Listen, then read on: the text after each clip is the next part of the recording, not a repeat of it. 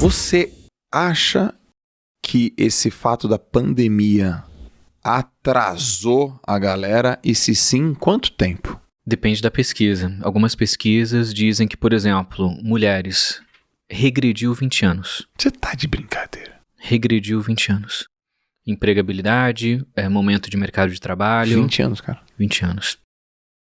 87% das famílias brasileiras teriam passado fome.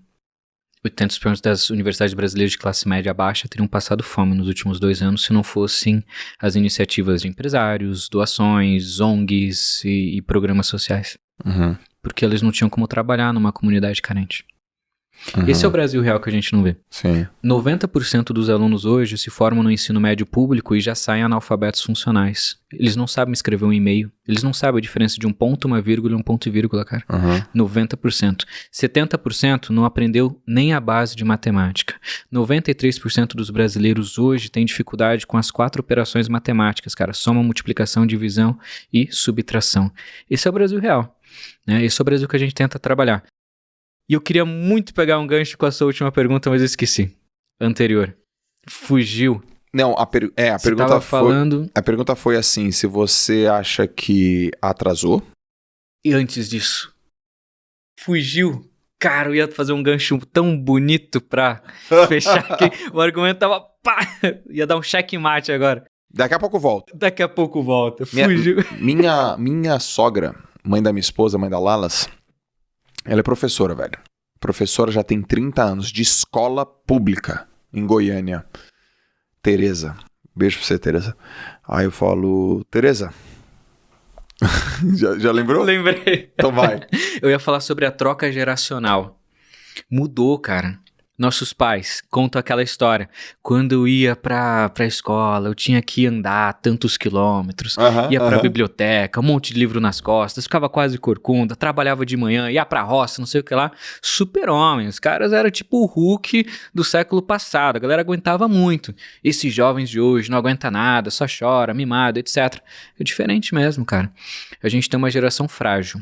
E os pais sofrem muito com isso, e os jovens também, porque eles não se sentem representados. Por isso que alguns acabam até fugindo para o mundo ilusório.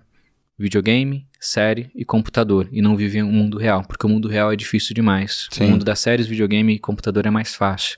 Por que isso acontece, cara? Porque eles já nasceram numa geração em que você não precisa ler um livro para aprender algo. Você pode pesquisar no Google. E ao invés de você ficar uma semana lendo um livro, você pode aprender aquela peça, aquela gota de informação em menos de 1 segundo com o Google. Você não precisa mais cozinhar, cara, ficar 1 hora ali cozinhando com a galera ou fazendo um churrasco durante uma tarde. Cara, liga pro iFood, em 30 minutos tá na sua casa. Sim. Você não precisa mais aprender a dirigir, cara. Você pode pedir um Uber. A geração, ela tá acostumada com coisas muito rápidas. E aí tem diversos transtornos que envolvem isso, aumento de ansiedade, aumento de depressão. Isso é uma pesquisa recentemente falando que essa próxima geração agora, que tem entre 15 a 30 anos, vai ser a geração mais pobre e com menos saúde. Mais pobre com menos saúde que a geração anterior. Sim. De quem tem 35 anos, né? Quem tem mais de 30 ou 35 anos, né? Então, essa troca geracional afetou muito a galera. E como eles acham que tudo é muito rápido, eles dão Ctrl+C, Ctrl+V disso para a vida inteira. Quero ter sucesso. Mas eu não quero ficar 30 anos trabalhando. Eu quero ter R$1 milhão com 14 anos. Eu quero aprender a tocar piano. Mas eu não quero ficar 10 anos no conservatório. Eu quero aprender a tocar em 6 meses. Tomoto aprendeu inglês em 3 meses. Vou aprender também. Por outro lado, é uma geração tão inocente, cara, porque teve todo esse acesso. Uma pessoa foi a exceção que conquistou, eles querem ser a exceção. Eles não querem ser a regra. Sim. Eles acabam procrastinando, porque eles percebem que a vida real é muito diferente dessa vida imaginária que eles criaram na vida deles. Por isso, a alta taxa de ansiedade, a alta taxa de depressão, a alta taxa da desistência dos próprios sonhos. Eu sonho, e esse meu sonho, só de eu ver outra pessoa conquistando, um blogueiro conquistando, me dá pequenas gotas de dopamina. Sim. É muito mais gostoso e prazeroso do que eu me esforçar e mergulhar num oceano de sucesso. Só ver aquela gota do outro conquistando é suficiente pra mim. Foda, né? Falta fundamento. Falta muita coisa, cara. Falta princípio, fundamento de vida, fundamento de educação. Eu tava um dia falando com uma galera, conversando, eu não lembro onde era, um evento, um congresso. E aí a turma Q&A, vamos lá, perguntas e respostas. E aí o cara chegou pra mim e falou assim: João, qual é o seu propósito de vida? Aí eu falei, eu devolvi assim, por que você tá perguntando isso? Aí a pessoa falou assim, porque eu sei que quando eu descobrir meu propósito de vida, eu vou conseguir trabalhar melhor e trabalhar no que eu quero. Eu falei, cara, não é o propósito de vida. Que merda. As pessoas não te pagam pelo seu propósito de vida. Ninguém paga, ninguém tira dinheiro do bolso para pagar você pelas coisas que você acredita. As pessoas pagam pelo o que você sabe fazer. O que você sabe fazer? O que você faz? Eu tenho uma empresa de contabilidade. Dentro da contabilidade, o que você sabe fazer? Você sabe diminuir os riscos da empresa? Você sabe colocar num compliance? Você sabe fazer um processo bem estruturado onde a empresa paga menos imposto? É isso que as pessoas vão te pagar? Não é um propósito de vida. E aí foi uma mudança de paradigma. Por quê? Porque as pessoas precisam ser incentivadas a serem boas, cara. É muito romance, né, cara? É muito romance. Então, nesse mesmo dia, eu citei 13 livros da área que eu tava falando. Já leram? Não. Já leram. Cara, vocês estão lendo o quê? O que vocês estão fazendo, meu? Vocês estão ouvindo resumo de livros de 12 minutos, cara? Porra, tem que se envolver, tem que ler, tem que investigar, tem que se aprofundar. Então tá uma indústria do imediatismo, a sociedade do atalho. Odeio essa palavra boba, besta, tola. Fórmula mágica. Fórmula mágica. E eu falo isso com muita tranquilidade porque eu tenho robustez e formação universitária, acadêmica, de pesquisa, eu gosto, eu tenho segurança com isso.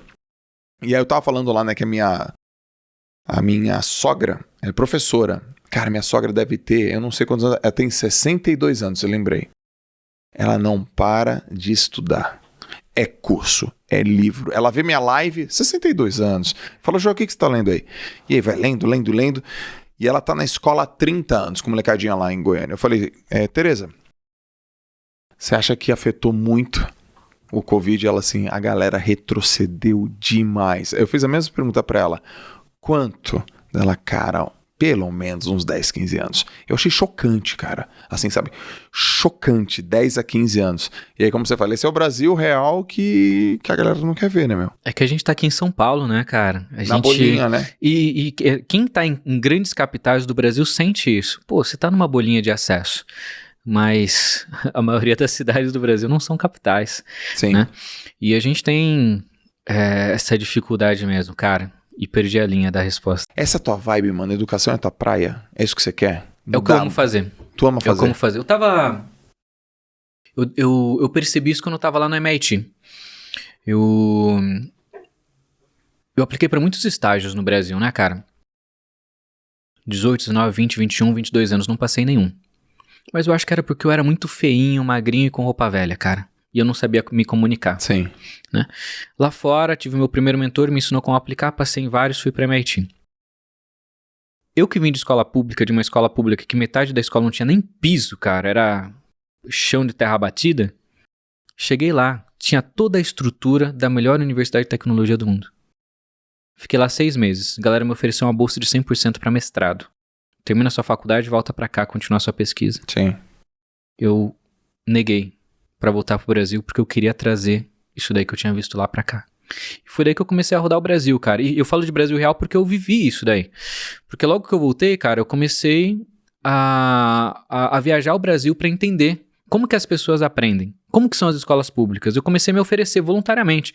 Galera, deixa eu ir aí dar uma palestra, conversar com vocês sobre mundo, né, etc.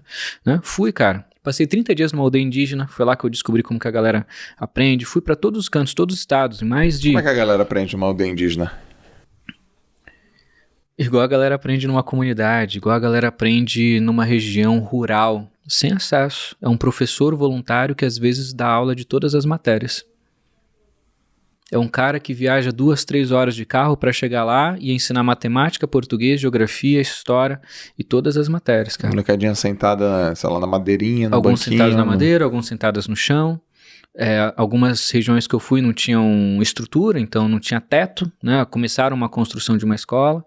Eu já fui em universidade pública no Brasil que não tinha eletricidade. A galera construiu o prédio e esqueceram de passar a fiação elétrica. Algumas pessoas da região se juntaram. Sabe aqueles containers de navio? Alugaram containers de navio, passaram fiação elétrica, a galera estava tendo aula dentro de um container de navio com toda a estrutura da universidade pública pronta. E aí, é difícil a gente falar de meritocracia, né? Pô, o cara tem que tirar 1000 na redação do Enem. O cara não sabe nem escrever direito, né? Com 18 anos de idade. Sim. E a gente tá cobrando isso do cara. E por isso que eu gosto do Delta, né? Mas o que mesmo assim ele conseguiu realizar com isso? Isso faz brilhar meus olhos, cara. O cara que sai do nada e se esforça, se dedica. E não precisa chegar no mesmo lugar que eu, nem que você, nem que nenhuma outra pessoa. Mas é sobre o melhorar 1% por dia, sabe?